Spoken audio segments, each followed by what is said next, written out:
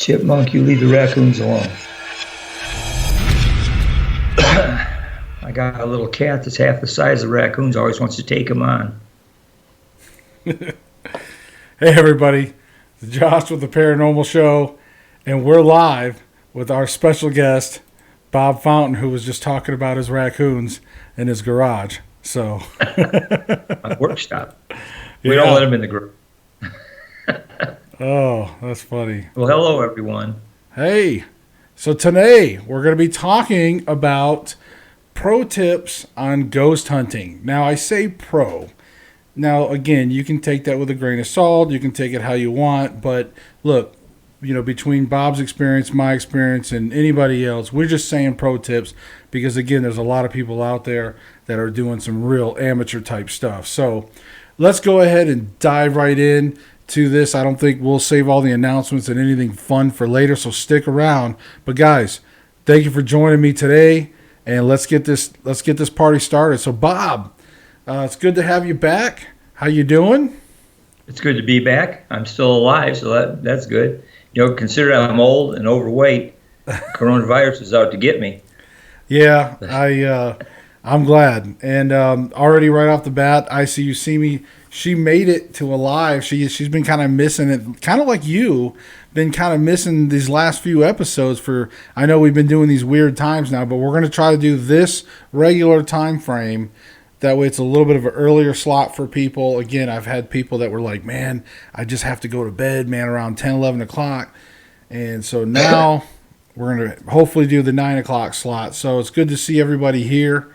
Bob, today we're going to be talking about, again, these pro tips for a lot of people out there getting into ghost hunting and all the time. They're getting into it because, of course, curiosity, fascination. Some do it for the wrong reasons. Some do it for the right reasons. Some just do it to figure out whatever. They don't know where they're going to go with it. They're just trying to answer something. So I figure the best thing we can do is maybe give them some tips, give them some advice for along the way. So I would say for the first thing is, Bob, what would you say to that person that is wanting to get outside their house, assuming we're past the virus, okay? Yep. So once they are allowed to go back outside and do some investigations, what's some of your first advice for somebody just wanting to get started in the industry? Read. There's all kinds of literature out there that'll give you an idea of what you're dealing with. Some people think that the paranormal's not harmful whatsoever. There's things out there that can mess with you, your family, and your life. So read as much as you can, rather than watch TV shows. When you're just talking about people who do it for the wrong reasons or not the right way, there's plenty of shows out there that do that. But no, read on the literature, find out what's out there, find out what equipment's out there, the theories behind it. Just constantly read. I've been doing this for over 10 years, and I still look for new books to see other people's viewpoints, because things constantly change. Oh, yeah. I mean, certainly. And I would even add to that, too, is one thing along the lines when you're reading about theories and things like that is to also look at protection. You want to make sure you read and think about what you're going to use for protection. Some people it's religion, some people it's stones, some people it's both. But that is something that I think is important for anybody getting into it, is learning how to also protect yourself. Because again, like Bob said, if you go out and start dabbling in an investigation or like an abandoned building somewhere where there's an entity and you bring it home to your family, that's not good. So you want to learn how to protect yourself as well and leave things where they are. So when you go home, you don't have attachments. At least that's what you're trying to do, is try not to have attachments. Bob, is there anything else you want to add? When I have classes, I have two sessions of protection. One's the physical, where you're going, what neighborhood you're in, the environment you're in, and then the spiritual. And the spiritual can get you, and you don't even know what happened. I mean, if you fall through a floor somewhere, that's pretty straightforward. But all of a sudden, strange things starts happening in your house, and all your animals die. That's a different thing. It's hard to determine what to do to protect yourself. and it's too late. Oh yeah, absolutely. So now, would you recommend that they like investigate things alone, sort of go out and check things out, or do you think they should jump into a team or start a team? Well, starting a team's not a good idea because if you got, unless you got some other people that's been in investigations before and have that background, you never go out alone. Never ever. That's a Right. real bad idea. Even though you could be sitting at home and decide, well, I'm going to see if there's something around here I can get. You just don't do it alone. That's Right. just a no-no. And as far as teams, if everybody out there, it's their very first time, you're asking for trouble as well. So Yeah. basically, try to find somebody out there that's done it a few times, might have a little bit of knowledge. But yeah, if you're going to start getting them in with the group, then you got to deal with what kind of group you're dealing with. Right. And I would say, yes, for sure, reach out to your local paranormal hunting teams, call them up and see if they have any room on board their team, and maybe even ask them a little bit too. Ask, see how long they've been doing it. Again, with some of these teams, as they gain experience, every year that you're out in the field is a huge wisdom gained. And so if you got teams out there that's been out in the field 5, 6, 7, 10, 15 years or more, there's a lot of wisdom to gain from that as almost like an intern, because you don't really get paid to do it, right? So we're all interns in a way. But get involved in these teams if you can. Now, if you are in an area where maybe they don't have room on their team or something like that, another thing you're going to want to look for is some people, and I know Bob does this, and in here locally, like SRS Paranormal and stuff like that in this area, that they do like Publix, where people can show up and they can basically almost experience what it's like. There's like classes and education, and sometimes you even get to hold the meters. You actually get to almost go through what's like an investigation. It's almost like a simulation, or almost really you are almost doing the exact thing. So it helps to give you a little more field perspective and to see if it is the right choice for you. Would you agree with that? That's exactly what we do. And when I give classes, one of our team members is a manager of an antique mall that has a lot of things come and go all the time. Revolving door. Yep, pretty much. And we'll have a class there, and then what we do is I introduce them to all the equipment we have, and just let them to pick and choose what they want to play with. Oh, your battery is running low. Uh-oh. Well, that's not a good, is it? Uh-oh. Bob's already going to start having technical difficulties. So which brings me to another point. Lesson number 17. Have batteries, have them charged, and have backup batteries. Well, yeah, you keep talking while I try to figure out why it's running low. It's plugged in. Okay. So, well, and that's good, because I'll segue into the next little section, which is, when you get onto a team and you, again, if you get on a team and you get mentored by somebody, I want to talk about what happens if you get to a point someday when you want to have your own team. So let's talk about when we start teams, okay, or if you start to look for people to recruit on your teams. Some of the type of abilities and things that you really want to have for a well-rounded team. I mean, that's the first piece of advice I would say is you want to have a well-rounded team. If you're going to start a team, you got to look for. There's always going to be sometimes like a tech guy. You want to have that sort of techie that can talk about the different types of equipment. He can build stuff. He can give you all those fun facts, and he can also tell you about false positives. You always like to have a good techie on your team. That's always a good thing.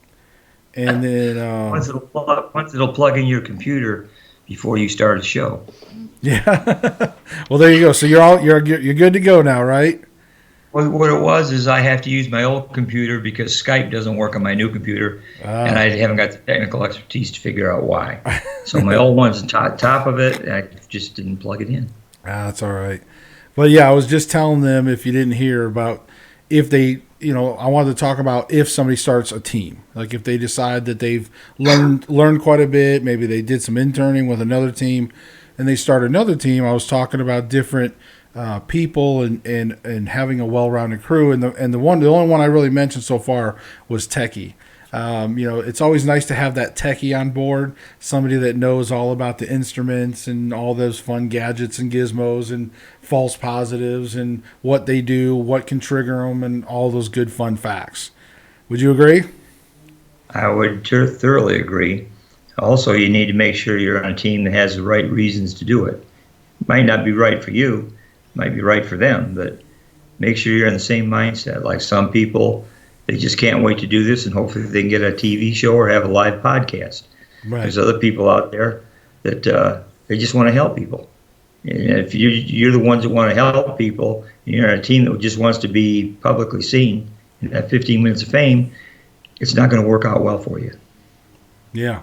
Oh yeah, I agree. I mean, you want to have similar goals when you're on a team. It's nice to have that. I think you'll find a lot of times when, and I've noticed this with a lot of different teams I've ran into, and I'm sure you have too, is just, when you really ask each team member why they do what they do, they have some interesting backstories, and, sometimes they're a little different of reasons, but for the most part, they're all kind of seeking that universal truth, so to speak. And I think to elaborate on what Bob was just saying, it was just that, hey, some team members are just in it for the glory, so to speak, and they're just hoping to get views and subscribers and build up a fan base and be on TV, and they just want that kind of attention because, let's face it, there's no licensing, there's no certification to get into paranormal, so anybody can start it out. And half the time, people just accept people as experts, and they let them in their house to do investigations. So yeah, what we do is on our website, we pretty much got a bio of every one of our team members, so people can see who they are. Like one member's a highway patrolman, another one's a constable, one was a fire chief. So I mean, we have that. And along with that team, you need to have people that like the individual processes. Like some people just like to do the investigation. Other people hate the thought of having to go through all the data. And like with me, I write for that magazine. And one of the things I have to do is try to put the story together in my head as I'm going through that data. The story I have to give to the client about what the issue is with them, as well as the story I'm going to write to put an article in the magazine. So, I mean, you have to have people that's passionate about different aspects of the investigations. Right. And I think it's good to also have somebody on your team that you can designate to maybe deal with customers, somebody that's good with talking with people, maybe almost like a case manager, somebody that can handle talking to people, set up some things or whatnot. I think that's also good value, a good person to have. And then also I would say somebody that likes to research and like almost like a historian. I think that's always nice too. You like that? Yeah. You like having a researcher? Or you like having somebody that likes to research? Yeah, there you go. And I haven't found one of them yet. Usually I have to ask the client what he knows about the area. Now, sometimes I can find out information because the place might have some kind of a history to it that is well known. Right. But a lot of times, it's a brand new house and what it used to be on a lot that was farmland. There's nothing to research. Yeah, I mean, and I've seen some. There's been some real good historians I've seen on a few teams. My wife's pretty good at researching. Actually, she was a lot of the one that's like I would unleash her on something. Like if I had to find out something, I'd be like, "Hey, what can you find out?" And then like she'd end up coming back. She'd dig up all kinds of information. So it's always good when you have somebody like that just likes to dig in and find out stuff, because again, it's amazing what you can uncover sometimes, just like being a detective. You really parallel a lot with being a private investigator or even a police detective. You really rival a lot of those same methodologies and techniques. So All right, so the team, so you kind of start getting together a well-rounded team. So what would you recommend the first steps of this team be? Should they jump right in the residential cases, or do you think they should stick to maybe some abandoned buildings and whatnot? What's your take on the start of the team? Yeah, you don't want to start out with residential buildings. That's real personal to some people. When they contact you, they're already concerned or scared of what's going on. If you don't know what you're doing yet, that's not going to help. Yes. One of the things I think we both watched on a video clip once is when something happened and the team members went running out of the house screaming, which isn't a real good sign of confidence. But and going to abandoned places, that's okay if you've already had the clearance to do it, because trespassing is a Class A misdemeanor in Tennessee, at least. Right. But easier to go to a big box store, pay a few bucks, someplace where you know there's activity, get the feel of it, see if your research techniques verify what you picked up on. After you get to that, then maybe the abandoned building. Residential, to me, would be the last to do. Right.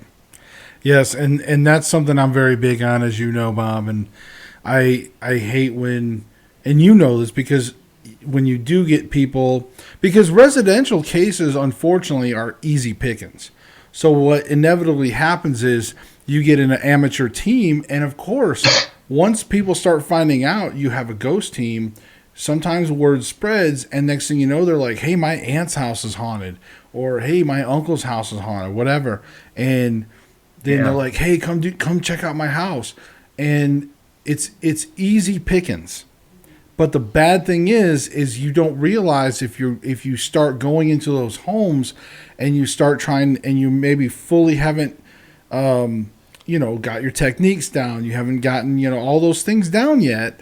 Again, you're going to go into a residential home where people live there full time. You don't live there full time, and you're going to stir up things. You can cause some serious things to start happening, and then you're going to leave. And then those people are going to be stuck with it.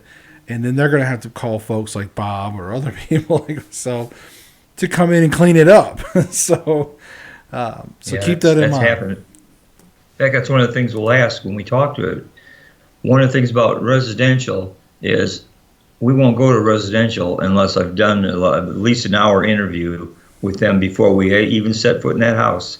Because that way we can find out, what the problem is. One of the things I use, well, first of all, if they start talking about shadow people and an orb and all that, that means they've been watching some TV shows.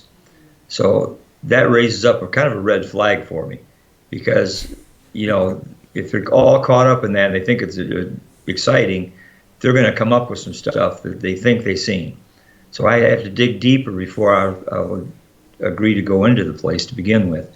So yeah, you've got that to deal with. And you got the people, when you show up, they got 15 people there, they're cooking out, they got a 6-pack of beer, and they're waiting for us to entertain them.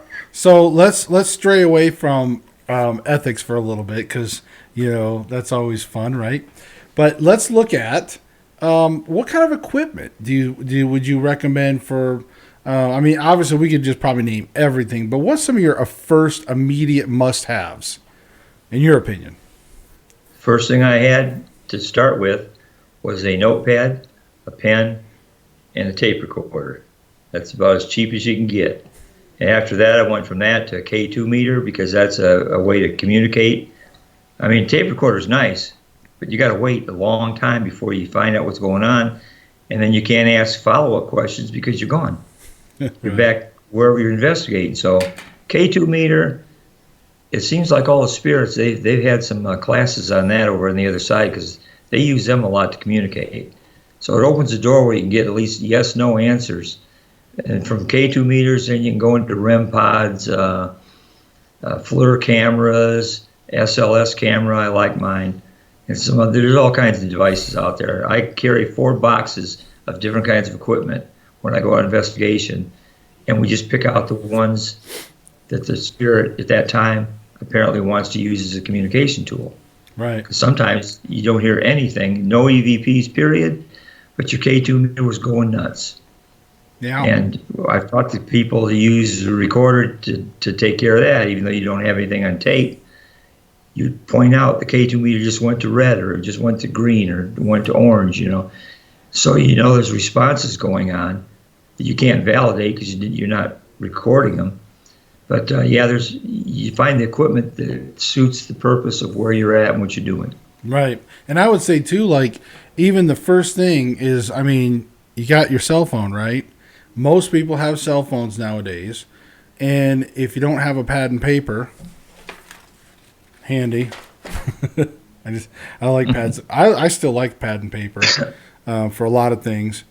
But I would say, in all honesty, though, everybody has cell phones. So on here, don't turn on the light. Everybody on here, or most people have cell phones, and on the cell phones, you've got usually good cameras. They make a lot of low light cameras now. I actually purposely got the and I'm not sponsored in any way, but I have an iPhone 11 Pro, and it works really well for filming and doing things. So if you're into investigations, sometimes even getting a good cell phone could be a good start. It's kind of an easy start for people.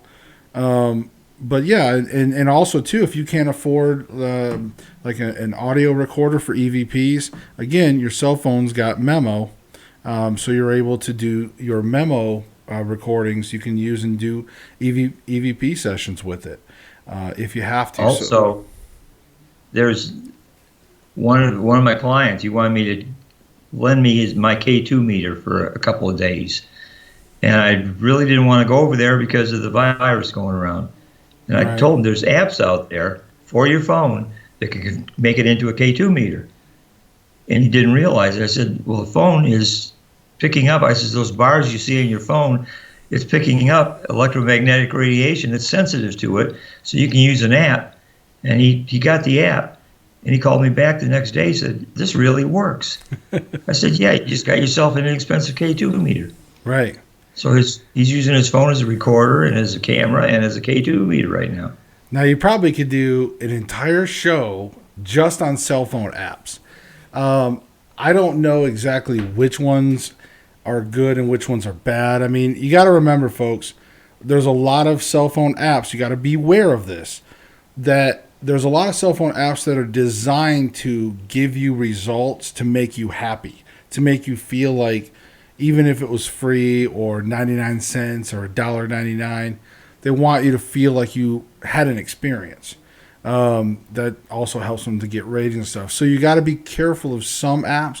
And then there's some things like Bob was talking about where, yeah, there's going to be some good apps out there so you're just going to have to do a little digging, look at the reviews, listen to what people are talking about when they review these apps and stuff too. So I just thought I'd throw that out there too, because I know there's a few apps I've tried out that were just garbage, and it's like, and they're just more for fun, So yeah. Terry Lynn, let's see. I see you see me, and Terry Lynn was talking, and Terry Lynn said she was happy to see you again. And she said that she wants a FLIR camera so bad. Also, she wants the music box. Now, right now, the music box is like $340.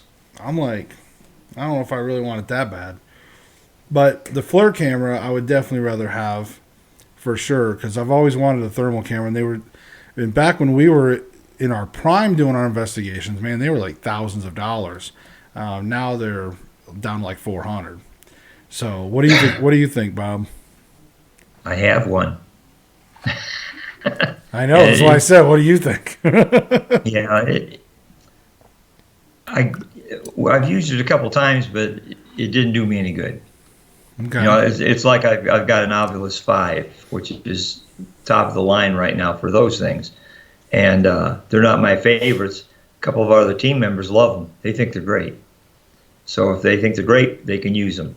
I stick with some of the things that I'm comfortable with. Right. But yeah, there's a lot of equipment, and I mentioned to you off before the show about Boo Buddy, which kind of looks silly. It's a teddy bear, but it's got EMF detectors in its paws. It's got motion sensors. It's got heat sensors, and I'll put a recorder right by it, and just leave it in a room.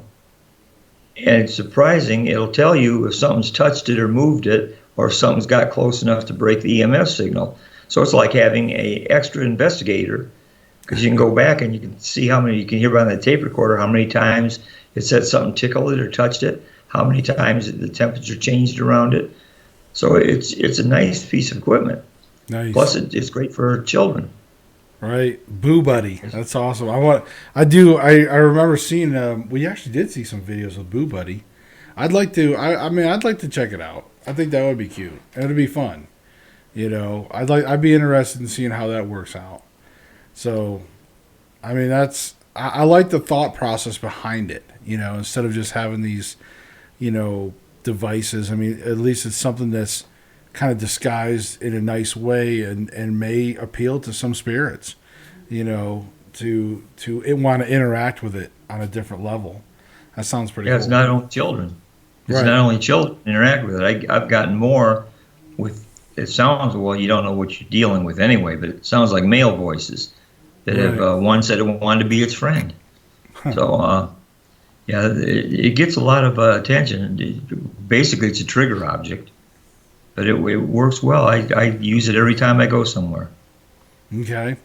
Now, we talked a little bit about beginning equipment or equipment in general. So, what's some of the equipment? I guess I would say, how do you like to set up your equipment in your investigations? Are you just like putting everything out at once and trying to cover everything, or are you putting like a few devices here and there, or are you just kind of going in one device at a time, like maybe go do like a thermal sweep, then you go do like a night vision sweep, and you recording, doing audio recording? As an individual, in tangent, how do you like to run your tech?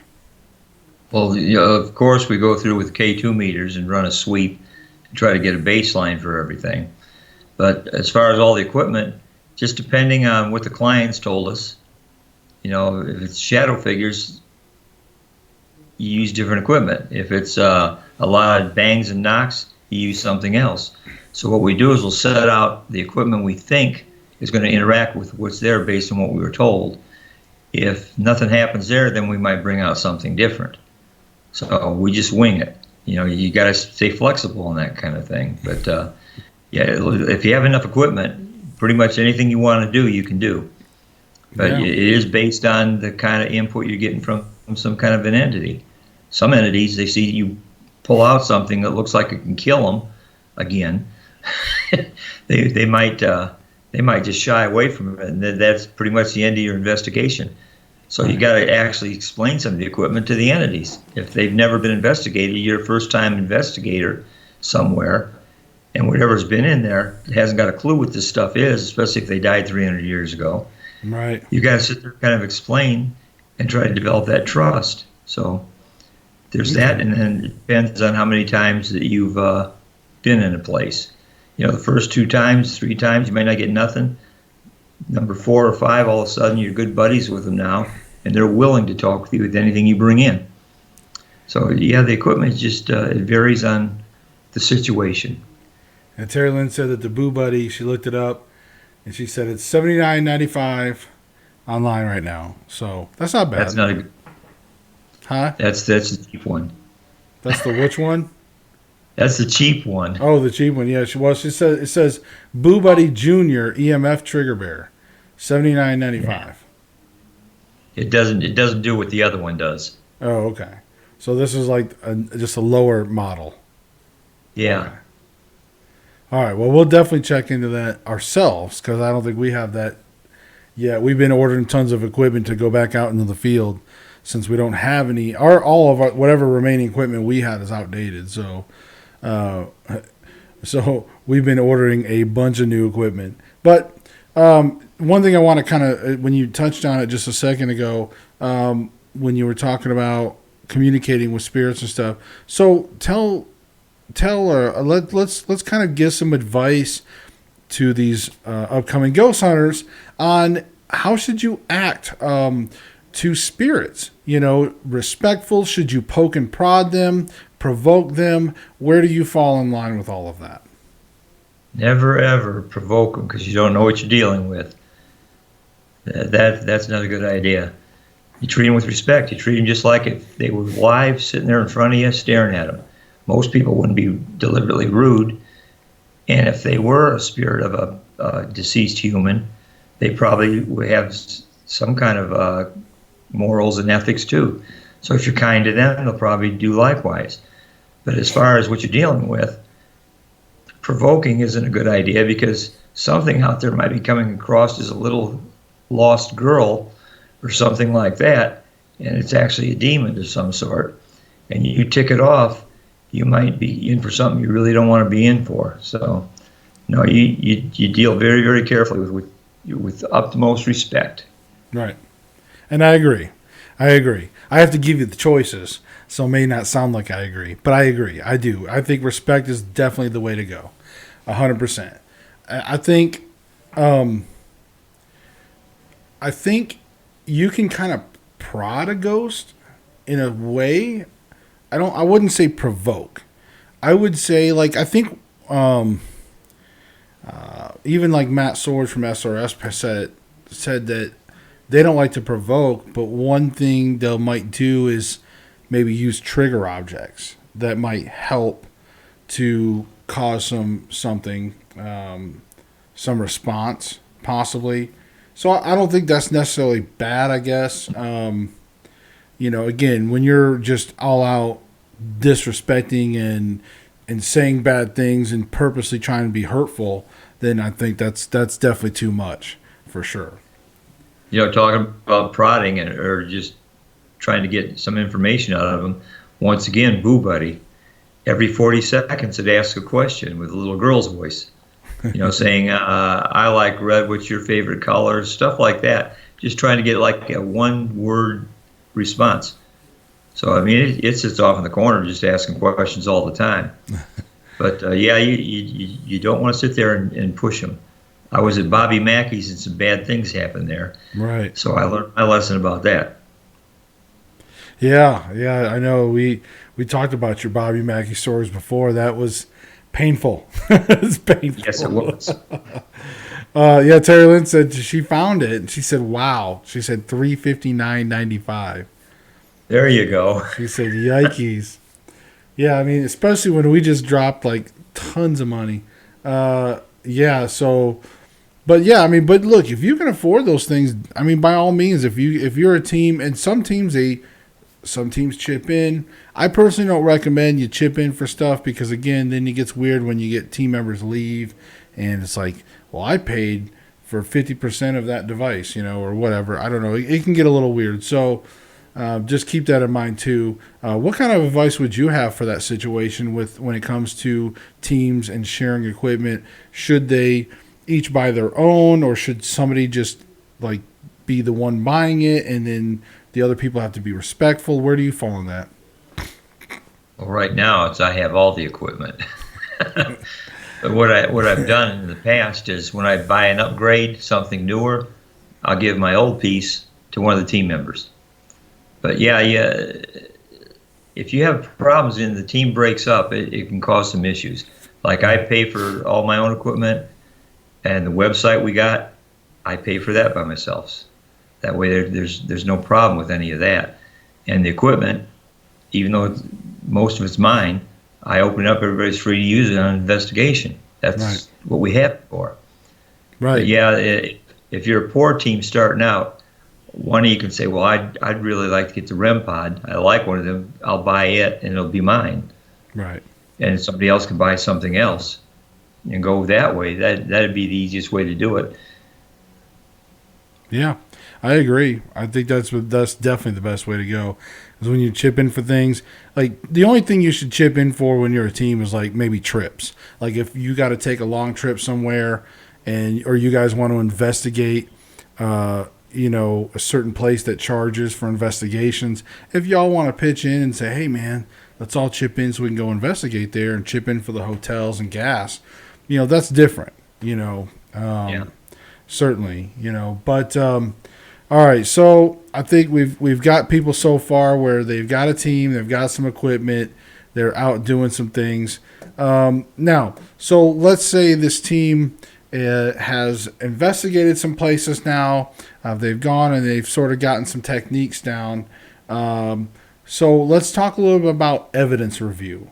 What's some of your advice about evidence review? What's some of the things that they should know about going into that?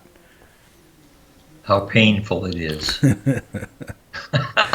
No, evidence review. I tell people some of those classes that I've had, for about every hour of investigation you have, you got about 3 hours of evidence review, Right. primarily on recordings. Watching the videos, it's either there or it's not. But when you get an EVP, which you mentioned in your last show, some of them are so faint you have to listen to them half a dozen times before you can hear anything. And that's one of the critical things, because that's where a lot of the information you get for follow-up investigations comes from, is what you picked up on those tapes. Right. But yeah, evidence review, most people don't want to do it. Well, I'm the one that does it for our team. right. And the thing is what people don't realize is, let's say if you record 1 hour with just one device. Okay, we'll just keep it simple. Okay, let me tell you something. In my experience, and Bob will back me up, I guarantee it. When you listen to an hour of evidence, I guarantee it's not going to take you an hour. Okay, you're probably going to end up taking anywhere from like an hour and a half to 2 hours to listen to that 1 hour. So because what's going to happen is, you're going to be listening to this with probably your headphones, so you can hear. You want to be able to hear the background. And you're going to, if it's video, you're going to want to be hearing and watching. And what's going to happen is, you're going to possibly see something. You're going to have to stop it. You're going to have to rewind it. You're going to have to either play it in slow motion or replay it. Or maybe you're going to have to put some gain on it and boost up the audio so you can hear it again. And you're probably going to replay that one section for a minute or two, back and forth, right? And then you're going to say, I can't really say it's anything. And then you're going to move forward, and you're going to go. And then you're going to see something else, and then you're going to stop. You're going to rewind. You're going to boost. You're going to slow-mo. You're going to do this. And so, like I said, it's 1 hour, but it's going to turn into an hour and a half to 2 hours by the time you're done. And that's just one device. Meanwhile, you used 4 or 5 devices and you've investigated for 3 hours. You have 15 hours to go, so you might as well just say you got about 20 hours of evidence review. Is that pretty accurate, Bob? That or even more. Exactly. And one of the things that I do as well, and if I get something on EVP and you listen to some on my website, is when I pick up something that sounds like it's a Class A EVP, I save the clip as is. I cut it down and just have the clip of, here's what it is, the raw data. And then if I have to boost the sound or change the pitch or the speed, I'll put that I've modified it. Right. And so I'll have double clips like that. Then when I'm done with that, the next day, I'll send it to some of the other team members, because my ears are getting old, but I'll send it to them saying, what do you hear? If they hear the same thing I've heard, then I'll classify it as whatever it might be, A, B, or C. Right. But yeah, it's just so time consuming. And videos, what I found out, I've got security camera type videos, the infrared. Right. Sometimes I get EVPs on the sound from the video. Nothing's going through the room. There's no orbs, and all of a sudden there's a voice on there that I can't account for. So whatever was in there was picked up on those recorders. So then you got to sit there and rewind it, play it over, try to adjust the sound. Yeah, you better I think that's why there's so few teams out there, because the first 2 or 3 times they have to sit there and actually go through the evidence, like for a client, all of a sudden they say, this isn't worth it. Right. Well, and I think, that's another reason why you're seeing, I think, a trend in people that are not doing as much evidence gathering. They're just going in and just walking through, doing investigations, maybe just use a spirit box for instant communication, and then maybe they'll catch something on their camera reviews. But I'm not seeing people going in with a bunch of evidence anymore on some of the on at least on some of the stuff that I've been watching on different investigations on YouTube. Some of these investigators, they're just not using as much equipment. I just wonder if that could be one of the reasons is they don't want to spend the amount of time it takes. Now, I can understand that if you're going to a place where you're just investigating like in an old building or something, and you're not truly trying to find out exactly what's going on there. So I can see that. But I mean, if you're going to start doing residential cases, things like that, you really want to practice these things. All right. So we just talked about evidence review a little bit. And I guess, would you say caffeine is probably good then? Right? Keep them awake. Right? Yeah, somewhat. One of the things on the evidence review as well is, especially if you're doing a residential or for a client, it could be business, is you need to go through some extra steps there to prepare almost a thesis or an after action report of what they said was happening, what you picked up on, and then most importantly, your conclusions and what you think they need to do next to resolve the problem. And we've even recommended, why don't you get another team? Because we've done like 2 or 3 investigations. We really can't come up with a solution based on what's going on, and you might want another team to come in behind us when we're glad to give all the information to them and let them see if they come up with the same answer for you. Yeah. And I hate doing that. I See You See Me said that she heard different stuff on our recordings that we played last week. She said maybe I just have bad ears though. And then SRS Paranormal jumped on. They said, "Hey, Josh just jumped on." So, hey, I'm assuming it might be Matt. Maybe I don't know who's all behind SRS. It's probably Matt. But hi to SRS. Terry Lynn said, "Hey, glad you're here." So yeah, and in fact, we were just talking about. Do what? Should I say hi to him? Should I say hi to him too? Sure. You can say hi. Don't worry, Josh. Josh is cheating on you. Oh. Oh man, no, but no, but no. In all honesty, we were talking about this, but with evidence, you're right. There's times when you can say, "Look, this is most likely paranormal." Then there's times when you're going to say it's trash, and then there's going to be times, and this is one thing that was pointed out by SRS. When they were on last time, was they said that there's just times when you can't go either way. It's just something you can't explain, but you can't always call it paranormal either. So sometimes it's just there for even something in the future. The article that I just wrote for Paranormal Underground, that's what the article's about. It could have went either way on the thing. And I went as far as taping for 27 hours and talk about evidence review. You don't want to go through 27 hours of tape, but you need to get back to the people within 2 days. Right. You just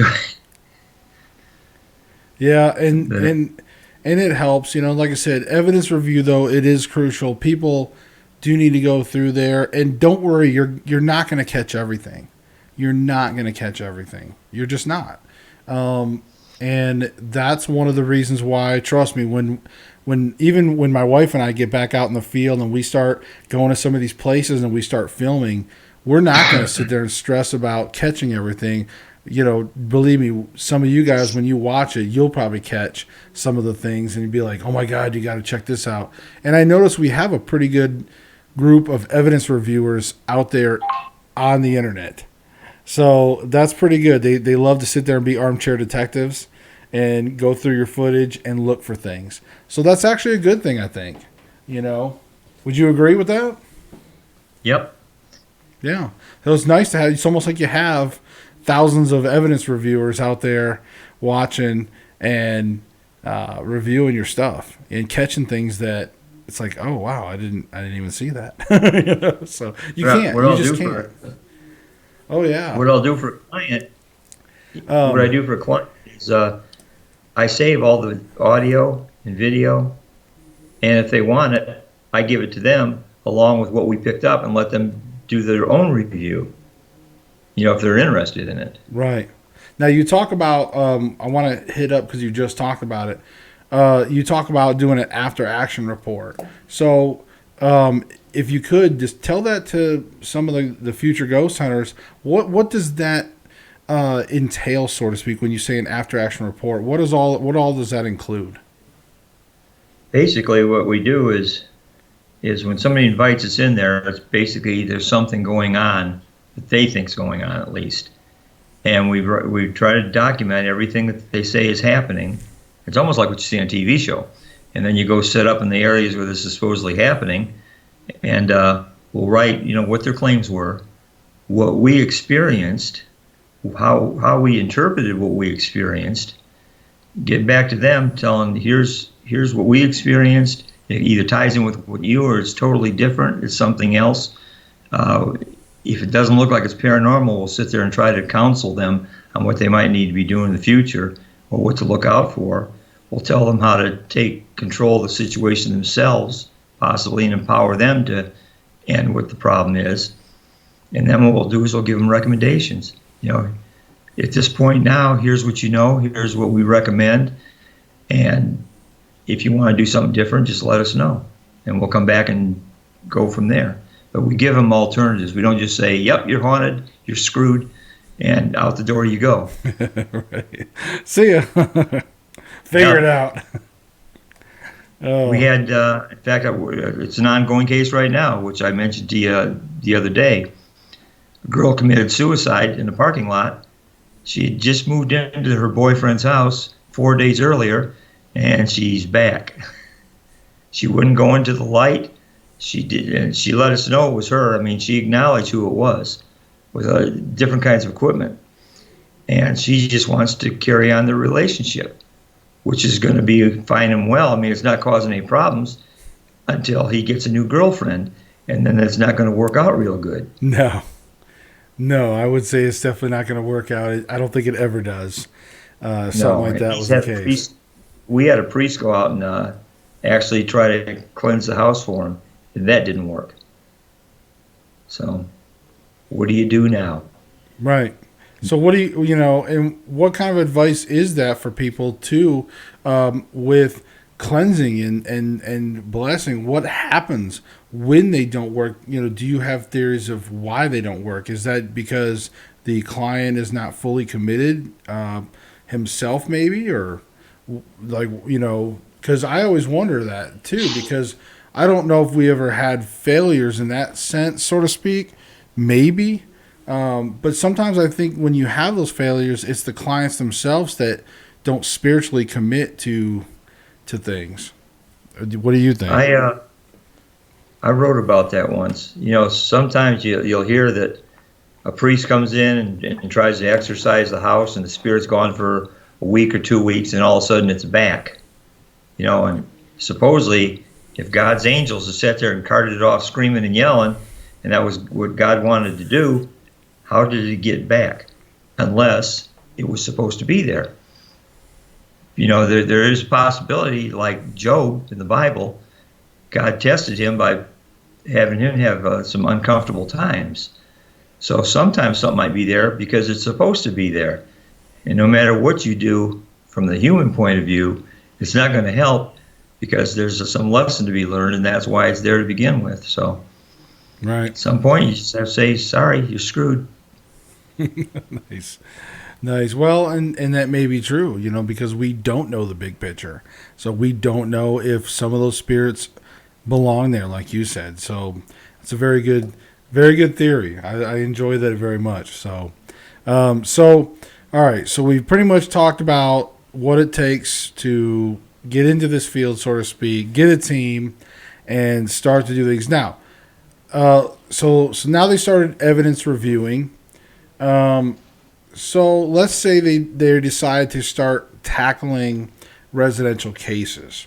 What is definitely some advice you would have to those people? Because somebody's got to start somewhere, right? Eventually, they're going to start taking on residential cases. So, what advice would you have for those teams that start out doing or end up doing residential? Well, one of the things that I wrote up right away, and as you know, I was a process engineer, so I was involved with with contracts and stuff is we have a contract saying, look, you're harmless. Some people want you to come in the house because they're afraid you're going to lift something or you're going to get hurt and sue them, especially if it's an old dilapidated house you're going into. Right. So we'll have all of our team members sign off and give them a copy saying, you know, if we hurt ourselves here walking around in the dark like idiots, you know, it's not going to be your fault unless you didn't tell us that that part of the floor was rotted through. Right. You know, so we try to protect them there so at least they know they're not going to get sued when we go in there. Often we'll ask if one of the people that live there will stay. That way we haven't got that problem about they walked off with something. One of the things I do, because I write, is I ask how much can I write about, because you don't all of a sudden want to put these people's name and address out there and all of a sudden they got reporters in front of their house. So we do that. And then what we usually do is we'll give them a page of what to really expect during an investigation, how long it takes to investigate, how long it takes to do the evidence analysis, what the end result's going to be, and obviously we don't charge anything because we tell them if you go to an investigator that's going to charge you, I can guarantee he's going to find something he needs to come back for. Oh yeah, and that's a very important thing to bring up too. Is do not charge your clients. Do not charge your clients. No. Ooh, excuse me. Yes, do not charge your clients. So. And Oh, go ahead. What? We do follow up. If I've been to somebody's house, yes, I'll wait usually 2-3 days to see if anything's stirred up, because sometimes your investigation is going to stir up some stuff. And then usually after a couple months, I'll follow up. And then a year later, I'll go back and follow up, saying, is everything still okay? Well, and that's good. That's definitely a golden tip, folks, is follow-ups are important. Okay, they really are. If you're going to take on residential cases, definitely follow up. Now, you talk about doing almost like a little bit of a form, a little bit of a contract between the owner and them, just sort of saying, hey, we'll be careful, basically, and we're not going to, get mad at you if we do something, unless, of course, whatever. Now, let's say you got a team out there that's not fully savvy like that can come up with those things. Is there anywhere that they can download something like that, or is there any examples of something similar to that they can find for themselves, or is it just something that they're going to have to try to word themselves, or should they come to you? No, I don't want them coming to me. But no, what I mentioned up front, the first thing I need to start doing is reading literature over and over. There's plenty of literature telling you to do things like that. There are some forms out there on the internet you can get. Right. Just basic contracts that you can use for something like that. But you need to have something in writing so everybody knows where they stand on one of those things. I've mentioned before that out in the West Coast, one of the paranormal teams, the people said, oh yeah, you can use my name and stuff, no problem at all. So they used the name and they actually wrote an article about it. And all of a sudden, somehow or another, the guy's boss, who was a fundamental Christian, decided that they were dealing with demons. The guy lost his job. His kids were getting teased and beat up at school because they were weird, because they had played with ghosts. So you got to be real careful about that. Right. So, I mean, the owner and the client has to trust you. And trust is earned. Exactly. And I think you bring up a good point. Let's see. On the comments, Terry Lynn said that she couldn't wait to get back out in the field again. Slowly, she said, laugh out loud. And then Matt from SRS said, keep it confidential and keep in mind these folks want help. It's not for thrills. Keep in touch with them. And Terry Lynn said, well said. So, yeah, I mean, I think people don't realize that a lot of times, and I'm going to kind of tie together a few things that Bob was talking about. One, Bob talked about earlier when he did his initial interview.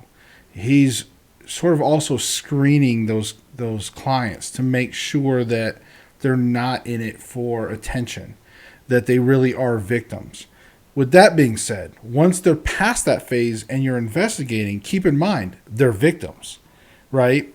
So, and then just to even tie in what Bob was just saying and what Matt's saying is that, again, they're victims and there is some real world potential consequences and even reputational consequences. You know, if sometimes even the neighborhood, if they sometimes even know that there's some paranormal team, if you come driving up in some big Ghostbusters hearse, you know, or Ecto 1 or something, right? If you come pulling up with big old craziness in there, you know, that may not be the best thing for your clients. Sometimes a little discretion is definitely going to be needed. So keep that in mind, especially today when we're in the social media era, when you have Facebook and YouTube and all these platforms. You know, if you don't want to just go running out and putting your cases out on blast, make sure you talk to those cases, see where they're at. This is what Bob was talking about earlier. See where they're at and where they're comfortable and get it in writing. Make sure it's okay that if you are going to post anything about it, and sometimes it's a hybrid. Sometimes they'll let you post some things as long as you don't say any names or locations. So sometimes it's a little bit of a hybrid situation too. So just find out where your clients, find out what they really want for privacy purposes. So one of the things I found that was some of the clients like is I tell them up front I write articles for a paranormal magazine, and if your article gets published about you, I'm going to give you a copy of it. So, you know, a lot of them they're looking forward. Has it come out yet? They want the copy of how they were in a magazine, you know, showcased to show all their friends and relatives. See, I wasn't nuts. Right. This really happened in my house. Right. Some people love that validation. They love that validation to know that they're not crazy, that they really did have issues going on in their house. Because even nowadays, with, you know, over like half this country roughly believes in ghosts, but that still leaves another 150 million people that don't believe in ghosts. So again, there still can be a lot of public ridicule or people just saying, you're crazy, that's dumb. So and also Terry Lynn said, and don't film the children of the home in an interview. Children are so cruel with getting bullied at school anymore nowadays. So yeah, that's very true. That's very true. We've seen a few times where the kids weren't blurred out, and we've heard some stories where the kids got bullied, and then some investigation teams did the right thing and blurred out the kids, because remember, they're minors. So keep that in mind. Bob, you got anything to add to that on kids in the home? No, usually the kids I try to avoid. They don't need to be traumatized by stuff that's going on. They need to be kind of out of the picture unless they're getting affected by it. Right. And then sometimes I'll sit along with them and just discuss things with them. I had a daughter when she was growing up. Apparently she had been on Earth before, because when she was old enough to speak, she pointed out that we weren't her real parents, that she died in a fire. Right. And she constantly would say stuff like it creeped out the wife at the time. And we went past a burnout house, and she says, "Look, that's like the house I died in." Well, you know, right? How do you deal with a kid like that? Because they're remembering something they shouldn't have remembered at all. And kids say the darndest things. Yeah, Art Linkletter would like that, wouldn't he? But yeah, sometimes the kids are traumatized. We had one of our cases. The girl was hitting puberty, so we was thinking some of the stuff was poltergeist activity, and she was just terrified. We talked to her about it and what she could do to empower herself, how to protect herself with a bubble, a prayer, using the angels for protection, and it calmed her down right away, and she felt comfortable in her own house then. But yeah, children and dogs, actors say you shouldn't be with them in a movie. Same with paranormal. It's children and pets I don't want to deal with. Okay. Well, again, we've had some definitely good advice, I think, from start to sort of finish on things. I think right now, if there's additional things that you want to pass on to people out there, I think for me, one of the things I want to pass on to either future ghost hunters or amateur ghost hunters that are listening is don't fake it. Don't fake anything, because reputation is everything. And anytime you do stuff like that, you just diminish the industry. You diminish the field of study. And it just sets us back so far every time you fake stuff. And I gotta Bob, I've gotta send you this video. I gotta send you a link of this video. You gotta watch this Not one. another.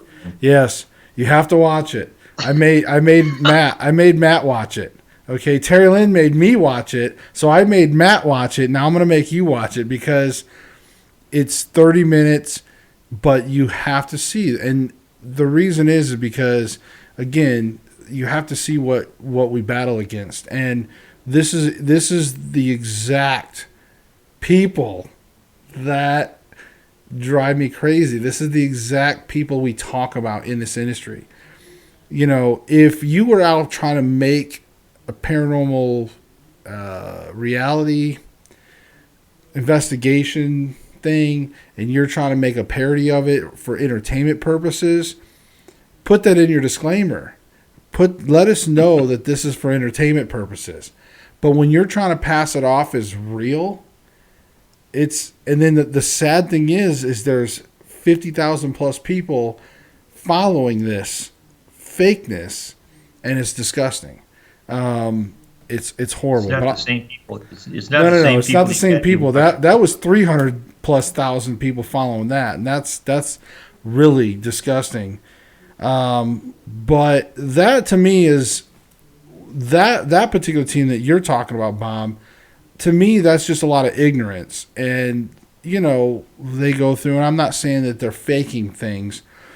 Wait till you see this one. You need to see this one. It's 30 minutes long.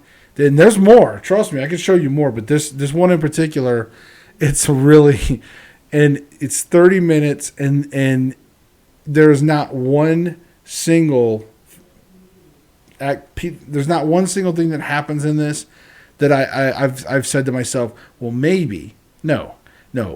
Every single thing is easily to explain. It's faked. You can tell.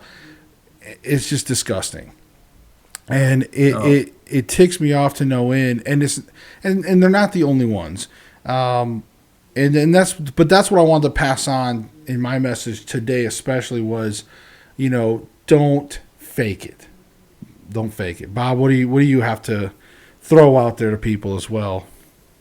Well, I'd be naming names on some of those places because they're on television, and then we get sued, so can't do that. I know. But yeah, there's enough out there that's real that you don't have to fake anything. If you're good at it and you're perceptive, you'll find what you're hunting for, or you won't find. You know, just depending. One of the people they wanted me to come out. You talk about screening. When the guy started saying, well, these voices started telling me, and he lived with his mother, right away, I talked to the mother, and she says, yeah, he's going for therapy. He's schizophrenic. I says, well, we won't be coming in to investigate, you know, because he would do things. Apparently he had other investigators there, and that's exactly what he did. Right. He sat there and threw stuff and did things like that. You just don't want any part of that at all.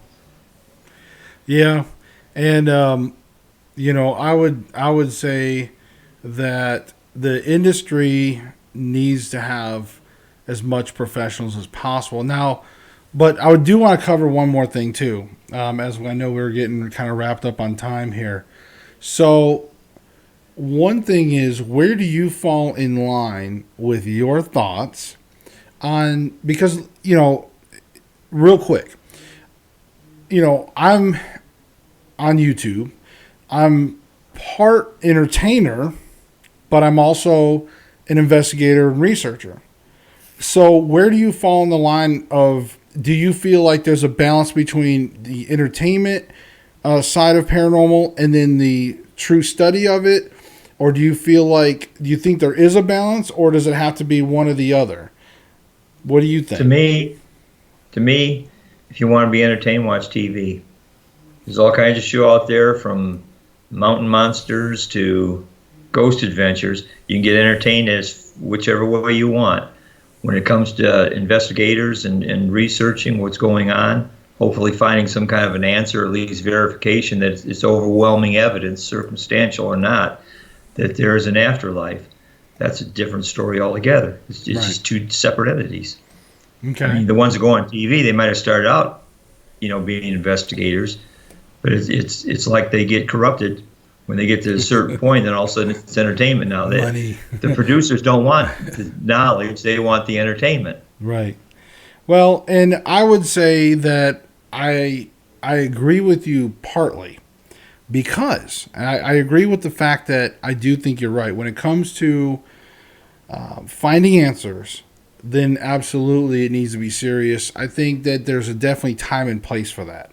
I think if you're doing residential cases, then yes, you should be serious. You shouldn't worry about necessarily an entertainment value from that. Those to me, like when my wife and go out, and like when we go out to the field and we start hitting up some of these places that we have lined up, a lot of that's going to be mostly for entertainment purposes. But here's the thing. It's not going to be fake. We're going to go in and we're going to film things for, I want to film it in a way that is exciting for people. But at the same time, we're not going to go fake evidence or anything like that. And we are going to, try to capture paranormal activity. That is something we're going to try to do. But we're not taking on residential cases and things like that. So I think depending on what your intentions are, if your intention is to entertain and to capture evidence, then I think you can do it in a true way. I think you can do it with integrity. Okay, if that makes sense. If you're going to help people and they need help and it's about finding some answers, I mean, you probably could make it. You could probably film it in an entertaining way if people wanted that, if they wanted their case to be known. You could probably film it in a way that could be suspenseful and could provide a form of entertainment. You probably could do that, but the focus really should be on finding answers, and that's just my opinion. So other than that, just don't. When you start going out doing that, just don't find a bloodstained tarot card in a fireplace. Right? I know. I mean, that's the thing. It's like, I mean, and I told my wife, we talked about this, and it's like, we want to stay true. We never faked anything in the past, and we don't want to fake anything. There's no reason to. We know there's plenty of paranormal incidences out there. We've heard, we've seen, we've been there. So we know it's there. So is it going to happen on cue? No. I mean, and I think that's the pressure that a lot of the TV shows have, is that when they go to a location, guess what? It costs them money. It costs them money to roll out to a location and film and spend their time there. And of course, they want a payback. They're not just going to go out there, spend X amount of thousands of dollars, and then say, we didn't catch anything. Just let's move on to the next one. That's where their dilemma lies, right? Their dilemma lies in that. So I feel like YouTubers don't necessarily have that pressure. They might have pressure for wanting to have subs and things like that, but it's really, it's an unnecessary pressure, because if they do good and they go out and they're true to things, they're going to get subs. Most likely, I don't know. Maybe, who knows? Maybe it's the guys with shock value. They're out faking things. They seem to be making all the subs. So, but I wouldn't do that. So you gotta have morals. That's just all I'm saying. Yep. So Bob, it's been a pleasure. Is there anything that you want to pass on as we wrap up? Is there anything you got going on with your team, Spectral Tech? Anything that you got going on that you want to pass on to the viewers watching?